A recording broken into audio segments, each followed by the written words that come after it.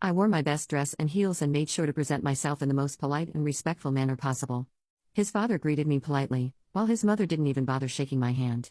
His sister Kayla looked at me up and down and smirked as if I looked like a clown.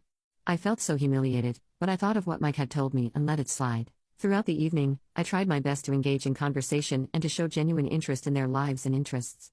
I complimented his mother's cooking and praised his father's choice of decor and his collected art pieces.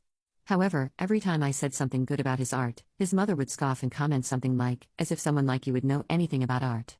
Now, I did grow up poor, but that doesn't mean that I wasn't interested in art, so her comments seriously hurt me.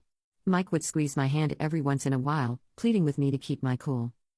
When it came time for dinner, his mother insisted that I should be seated away from Mike since she and Kayla wanted to be near him.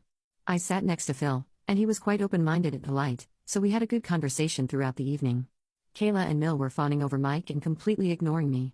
The three of them were busy having conversations with each other. At one point, Kayla knowingly started talking about one of Mike's exes whom she was still friends with.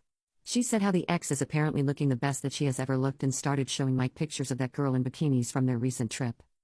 Mike told his sister to stop, but Kayla laughed at his discomfort and told him that he could always slide into the ex's DMs if he wanted to because apparently she still has a soft corner for him. I was growing increasingly uncomfortable, and I guess Phil noticed that too, so he asked Kayla to stop talking as well. However, his efforts were met with resistance from Mike's mother, who seemed to take offense at his interference. I was so uncomfortable with their whole family dynamics that when Mike excused himself from the table and asked me to come with him so he could show me his childhood room, I was grateful to escape the awkward situation. I followed Mike out of the dining room and up the stairs to his childhood sanctuary. Later in his room, Mike apologized to me about his sister. He told me that she had always been this way, even when they were growing up, and would always push him to date one of her friends, telling him how he should marry someone only she was comfortable with. I could sense that he was genuinely apologetic, so I let it go and informed him it was best that we left. He agreed. It wasn't until later, as we were saying our goodbyes, that Mike's father pulled me aside. His expression softened, and he said that he had been skeptical of me at first, but my sincerity and efforts to connect had won him over.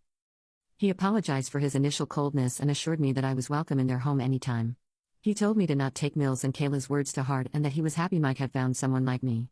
I felt relieved after hearing those words.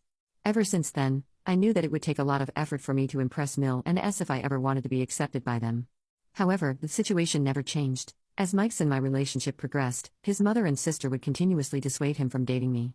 I remember once for my birthday, Mike and I were supposed to go on a long drive to the beach where we would be having a romantic picnic. I was really excited to spend the day with him. However, in the morning, his sister called him telling him how she needed to see him urgently since something had happened to her. He let me know, and I immediately asked him to go and visit her because we really believed her. However, it turns out she had just called him as a prank, and there was in fact nothing urgent. She insisted on him staying for the day, and when he refused, telling her that it was my birthday and he wanted to spend the day with me, she left and told him that it was exactly why she had called him, so he had an excuse to not spend the day with me. Mike was so pissed at her that he stopped talking to her for months after that. His sister would then angrily send me texts calling me various names and telling me that she wanted to kill me because I was coming in between her and her brother. I would, of course, show these messages to Mike, and this would make him more pissed. It was only later that year, in Christmas, after Mill intervened, that Mike agreed to forgive Kayla. However, she never once apologized to me for all the harassment. When Kayla got married young to her then boyfriend Joe, she refused to invite me to her wedding, telling Mike how he could instead come to her event single and meet some of her friends. Mike refused to go without me, so in the end, she had no choice but to include me in the guest list for her wedding. I wore a long pink floor-length dress that Mike and I had picked out for me.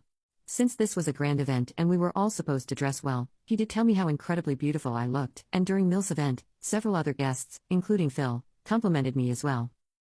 Kayla later confronted me about how I had ruined her wedding by upstaging her, even though other guests also wore floor-length dresses. She yelled at me and Mike that I had knowingly dressed that way to get all the male attention. Mike tried to pacify her, telling her how that was not our intention, but Kayla refused to listen. She got even nastier to me after that incident.